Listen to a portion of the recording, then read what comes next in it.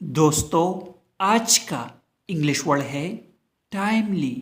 Timely کا کیا مطلب ہے؟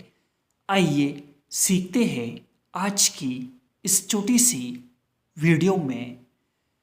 ٹائملی کا اردو مطلب ہے بروقت یا برمحل۔ آئیے اس ورڈ کو سینٹنسز میں استعمال کرتے ہیں۔ The report was submitted in a timely manner۔ اس کا مطلب ہے رپورٹ بروقت جمع کروائی گئی۔ Taking timely action can prevent many problems۔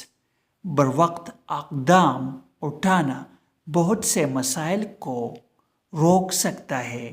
دوستو ویڈیو کو لائک اور شیئر ضرور کریں۔